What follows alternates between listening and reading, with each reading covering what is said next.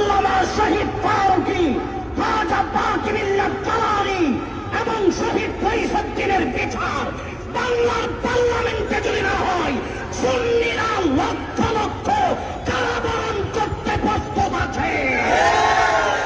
এরপর সুন্নিরা আজ থেকে আর মাঠ ছাড়বে না।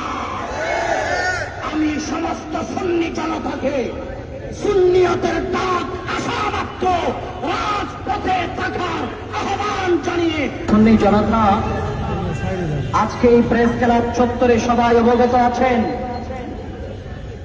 শুধু ইউনূসের আমলেই শহীদ রইসুদ্দিনকে শাহাদত বরণ করতে হয়েছিল। দুর্ভাগ্যজনক বিষয়, সেই টেন্ডারবাজ দান্দাবাজ আমেরিকার কাছে বাংলাকে বিক্রি করে দেওয়া সুদীন ও সুন্নিদের বিচার করে না। আজকে সুন্নিরা সচেতন হয়ে মাঠে নেমেছে।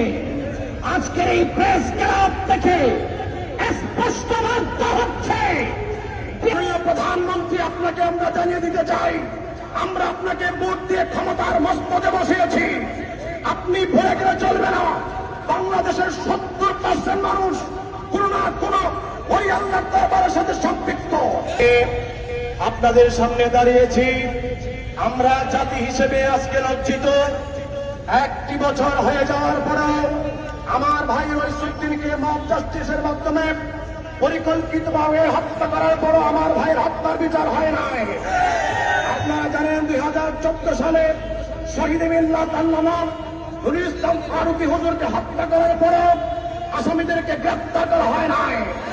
মাননীয় প্রধানমন্ত্রী, আপনাকে আমরা জানিয়ে দিতে চাই, আমরা আপনাকে ভোট দিয়ে ক্ষমতার মস্তকে বসিয়েছি।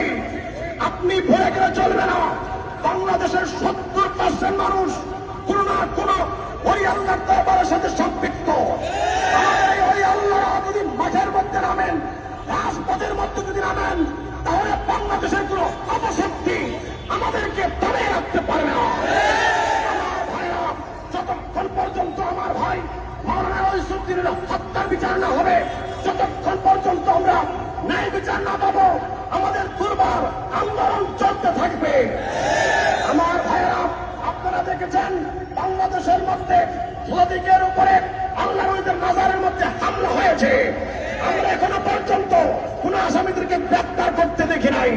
এই জন্য অতিবিলম্বে এই মাজারের মধ্যে যে হামলা করেছে তাদেরকে যদি গ্রেফতার করা না হয়, তাহলে আমাদের রাজপথ আমরা অবরুদ্ধ করতে বাধ্য হব।